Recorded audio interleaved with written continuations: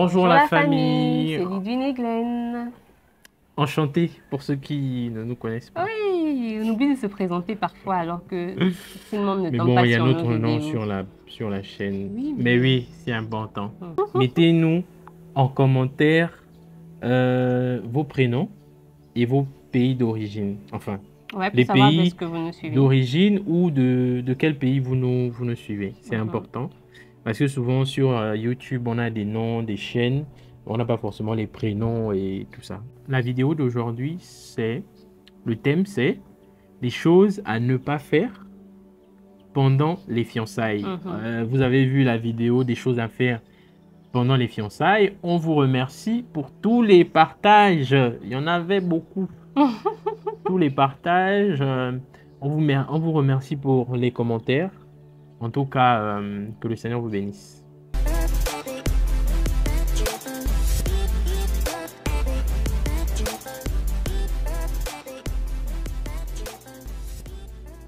Donc, des choses à ne pas faire pendant les fiançailles. Chose très importante, primordiale. Et vraiment, faites très attention. Prenez vraiment à cœur ce point-là. Ne pas se retrouver tout seul dans une pièce fermée. Peu importe la raison. Quand vous êtes fiancé, même pour prier.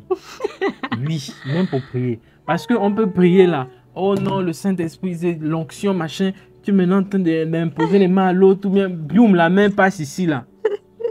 La main passe ici. Joe, les gars. Aïe, aïe, aïe. Ça là, même le plus grand spirituel, ça là, c'est compliqué. Donc vraiment, on vous conseille de ne pas vous retrouver seul dans une pièce fermée. C'est très dangereux. Peu importe la raison, j'insiste dessus, peu importe la raison, privilégiez, voilà, privilégiez des moments où il y a des gens. Voilà. Dans le même point, je voudrais ajouter éviter des voyages en amoureux, hein, à deux. En groupe, peut-être, vous pouvez gérer, mais week-end amoureux, comme la bêtise qu'on avait fait. Mais heureusement, rien n'est arrivé de trucs, mais ça aurait pu.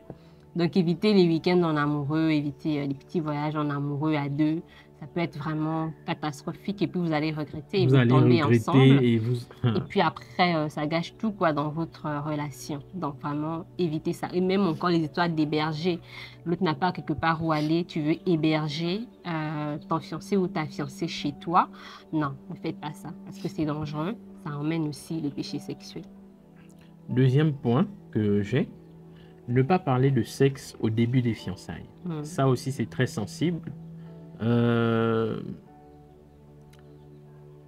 Il faudrait attendre peut-être une période avant le mariage. C'est-à-dire que si on a déjà la date, voilà, 1 mois, maxi 2 mois, voilà, vous pouvez commencer à parler de sexe, de tout ça, voilà, sans trop rentrer dans les détails aussi. Voilà, mais au début des fiançailles, franchement, on vous déconseille parce que ça risque de faire mûrir des choses en vous. Et puis, voilà, rien que la pensée déjà, on est déjà dans le péché. Après, on précise que c'est des conseils, hein, on n'oblige rien à personne, juste des conseils par expérience. Ne pas s'envoyer des photos sexy, les nudes. Les nudes. Non, ne faites pas ça. Normalement, même en tant qu'enfant de Dieu, hein, même les autres que vous soyez chrétien ou même non chrétien, c'est pas bon. N'envoyez pas des photos sexy ou même si c'est pas des nudes, mais des photos sexy où l'autre est en maillot, machin. Non, ne faites pas. N'envoyez pas. Ce n'est pas bon. Ne pas se faire des bisous. Bon, bisous comme ça, amical peut-être. Mais bisous, c'est maintenant bisous langoureux. Parce que le bisou, il appelle les caresses. Les caresses, on sait tous ce que ça appelle. Parce qu'une fois que la personne que tu aimes ou la personne qui t'aime te caresse, ça éveille des sens.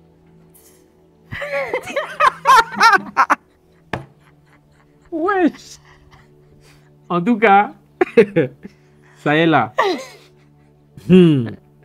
Ne pas donner plus d'importance à une autre personne de même sexe que ta partenaire, que sa partenaire. Ce point est important parce que souvent on se retrouve, je vais dire quoi, peut-être avec des amis ou des connaissances et tout. On est dans un endroit, on va dire, spécifique.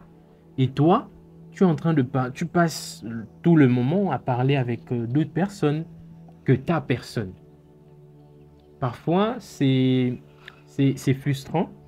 Et même si la personne elle se dit, bon oui, ce sont des amis et consorts, ça mûrit quand même quelque chose en elle. Et vraiment, vous déconseille de faire ça. Ça peut arriver, mais vraiment, comme habituellement, non. Habituellement, vraiment, Les frères qui posent toutes les sœurs et les sœurs qui posent toutes les j'en frères. viens, c'est mon dernier point. Ah, C'est mon ok. dernier point. Mon dernier point, vu qu'on est on est dans un temps actuel, Mhm. évitez de mettre tout le temps des personnes du sexe opposé sur vos statuts WhatsApp, même sur les autres réseaux. Par exemple, moi là, je mets tout le temps, oui, d'ailleurs, oui, quand on était fiancés, moi, j'étais quelqu'un de très ouvert, donc j'avais beaucoup d'amis, filles, garçons, tout ça. Mais je mettais souvent beaucoup de filles en statut. Et la sœur m'a fait remarquer que, mais Joe, tu mets beaucoup de filles en statut. Moi, je ne m'étais pas forcément rendu compte. Mais genre, je me suis rendu compte que, mais attends, c'est vrai. Et ce n'est pas bon. Ça peut frustrer l'autre. Même si l'autre ne parle pas, ça peut frustrer l'autre. Et C'est pas donc, joli, en tout vraiment, c'est pas joli, c'est pas chic. Quand vous êtes engagé avec quelqu'un, cas. Respectez la personne. respectez la personne. Limite, vous pouvez mettre vos sœurs, voilà, peut-être des amis que la personne connaît bien, pas des amis aussi qu'elle sait juste que non, c'est une amie. Non, il faut vraiment limiter cet aspect-là parce que actuellement, ça cause beaucoup de dégâts dans des couples de fiancés Inutile. et tout. Et ce sont vraiment des dégâts inutiles. Voilà, j'en ai fini. Ok, je ferais ajouter qu'il faut éviter de cacher sa vie passée. Donc, chose à ne pas faire, c'est de cacher son passé. Il faut vraiment pas faire ça. Voilà, si tu as des enfants, si tu as avorté, comme on disait la fois dernière, si tu as eu beaucoup de conquêtes, il faut pas cacher ces choses-là. Il faut vraiment pouvoir les dire.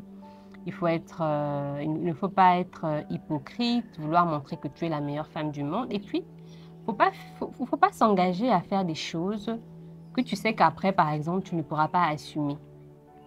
Dans le sens où, je vais te donner quel exemple? Tu montres que tu es une femme exemplaire peut-être, où tu es capable de nettoyer la maison du sol au plafond. Donc lui, il voit que, ah, celle-là, elle nettoie même le plafond.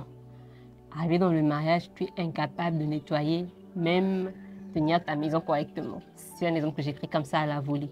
Mais je pense que vous avez compris l'esprit de la chose. Et aussi, pour les hommes comme pour les femmes, il faut éviter de voir ailleurs. C'est vrai que quand on est fiancé, on est encore célibataire devant l'état civil et qu'on peut encore se faire arracher par quelqu'un d'autre. Mais en acceptant de te fiancer avec quelqu'un, tu lui promets déjà le mariage. Donc, tu n'es pas censé voir ailleurs, en fait. Tu te concentres sur la personne avec qui tu es. Si la personne n'a pas encore accepté tes avances, d'accord, tu as le droit de voir ailleurs. Mais dès lors, elle dit oui, il dit oui, vous êtes dedans, ça ne sert à rien de voir ailleurs. Les sœurs, tu es déjà en couple, tu es fiancé avec quelqu'un. Tu n'as pas à accepter les invitations d'autres frères. On va au resto, tu pars. On te fait des cadeaux, tu prends. Non, parce que tu as déjà un engagement. Même si ta relation est cachée, tu ne veux pas sortir ça, tu n'as pas à accepter des avances d'autres frères. Il faut être sincère avec lui, leur dire que voilà, je suis déjà occupée, je ne peux pas faire telle chose. On va dire que non, il ne t'a pas épousé, lui ne m'a pas épousé, mais on est fiancés. Je me suis déjà accepté de me mettre avec lui. Donc, par respect pour lui, tu ne peux pas sortir avec quelqu'un d'autre, en fait. Aller au resto avec quelqu'un d'autre, prendre des invitations d'une autre personne. Ensuite, je pourrais dire aussi que, on est à ne pas faire, n'est-ce pas? Donc, il faut éviter un peu de s'offrir certains cadeaux. Donc, des cadeaux qui ont trop de valeur. Ça peut rester comme dette morale. La parole de Dieu dit que les cadeaux corrompent le cœur. C'est dans Ecclésiaste, si je ne m'abuse, que les cadeaux corrompent le cœur. Donc, du coup, si on t'offre un cadeau qui a de la valeur, parfois, tu ne veux même pas être avec la personne, mais à cause du cadeau, maintenant, tu es là. Alors que, il ne faut pas être là pour les cadeaux, il faut être là pour la personne. Donc, du coup, éviter un peu ces choses-là. Même si la personne part malgré les cadeaux, celui qui a offert peut se sentir abusé, en fait, alors que personne ne t'a demandé de le faire. Ah, moi-même, j'avais offert le Donc, téléphone. Non? voilà un peu. Faites attention avec ça. Et des cadeaux comme s'offrir des lingeries, des trucs coquins, vraiment, il faut éviter, en fait. Et puis, il faut éviter de donner à son fiancé ou à sa fiancée la place d'un époux ou d'une épouse. Le fiancé ne doit pas donner à sa fiancée la place d'une épouse. C'est-à-dire, si peut-être elle va encore à l'école, tu vas prendre des responsabilités de payer ses études. Au nom de quoi, en fait? Il y a des gens qui le font peut-être. Ok, mais nous, en tout cas, on ne le recommande pas. Et même les aînés ne nous ont pas recommandé ce genre de choses.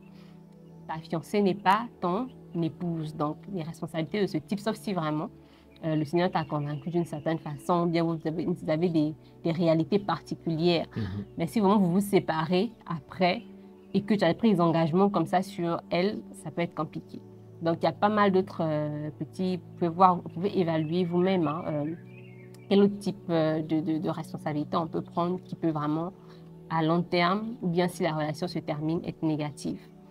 Pour la femme aussi, la fiancée, ne peut pas donner au fiancé la place d'un époux. C'est-à-dire, tous les jours chez lui, tu laves son linge, ses caleçons, ses débardeurs. Tu es chez lui, tu fais la cuisine. Tous les jours, tu fais son ménage du sol au plafond. Tous les jours, non. Ce sont des choses qui peuvent être faites de façon exceptionnelle. Il est malade, tu viens, tu le fais, tu donnes un petit coup de main, tu prends soin de lui. Ok, ça passe de temps en temps.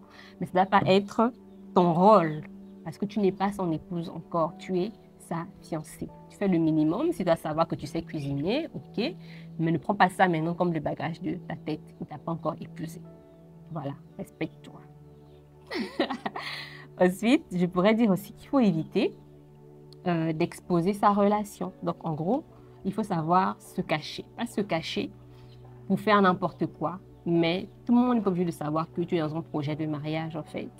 Si le Seigneur te convainc que ça peut être un truc ouvert, ok, il y en a qui peuvent être ouverts.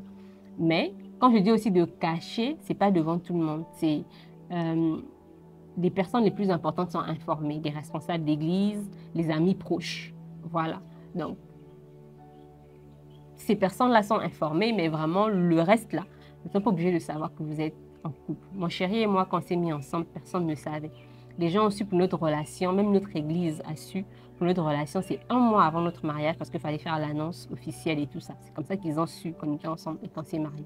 Sinon, mais personne ne savait. Tout le long, même mon statut, je ne le mettais pas. Et puis, c'est même pas mon mari, je le postais pourquoi? Il ne m'a pas épousé. Il pouvait partir à n'importe quel moment. J'allais rester et me dire que, si elle a posté son gars, son chaussure, tout à fait, il est où? Voilà. Donc, je ne l'ai jamais posté sur mon statut. Et lui non plus, d'ailleurs. Peut-être qu'il a posté une fois en tant qu'ami pour anniversaire. Oui. Et puis, c'est tout. Donc, il n'y a pas à poster. Non, ce n'est pas nécessaire, en fait. Maintenant, si vous êtes tous libres de le faire, ok. Dans tous les cas, chaque couple fait les choses selon le Saint-Esprit. Nous, c'était selon notre conviction qu'on l'a fait. Si vous pouvez exposer, pas de souci. Mais quand même, les filles, doucement par rapport à ça, en fait. Donc, c'est selon la conviction. Voilà. Donc, ce n'est pas question de se cacher. Les responsables sont informés, mais le peuple, ce n'est pas obligatoire. Donc, voilà un peu ce que nous, on peut dire sur ce plan-là, ce que je pouvais ajouter, ce qu'il a dit. Et puis, faire attention aussi à ne pas donner à son fiancé, à sa fiancée, la place de Dieu. Tellement tu es dans le love, tu ne veux plus prier, tu penses à lui tout le temps, tu écris tout le temps, les messages tout le temps, tu ne vis que pour lui. Au lieu de prier, tu es toujours allé chez lui faire le ménage. Bref, vraiment, que chacun prenne sa place, en fait, et que le Seigneur soit au centre de votre relation. Amen. Voilà ce que je pouvais compléter. Si vous aussi, vous voulez compléter des choses, mettez-les en commentaire, surtout ne vous gênez absolument pas, ce n'est pas la dictature, on est en famille, on est entre jeunes, on se comprend et on peut discuter de tout. Et surtout, retenez que tout ce qu'on vous dit là, ce sont des conseils de notre vécu qu'on vous partage. Chacun est libre de faire comme il veut. Yes. Mais nous, si on vous le partage, c'est parce qu'on considère, et le Seigneur nous a convaincus que ça, ce sont des bonnes pratiques ou des bonnes choses à faire. Donc vraiment, n'ayez pas l'impression qu'on est en train de vous oppresser. Non. On vous partage. Chacun prend la partie qui est bien pour lui et puis il laisse le reste et ainsi de suite. Donc, on espère que cette vidéo, sinon ces 2 vidéos, donc les choses à faire et les choses à ne pas faire, vous en fait du bien. Comme mon épouse a dit, mettez en commentaire s'il y a des points que vous avez peut-être vécu, que nous, on n'a pas vécu. Ce serait important aussi pour ceux qui passent sur la chaîne de pouvoir lire cela. En tout cas, ça nous fait très plaisir de partager notre expérience comme ça. Et de voir de bons retours, ça encourage, on sait qu'on ne prêche pas dans le désert, surtout, ça fait du bien. Surtout. Donc, bye bye.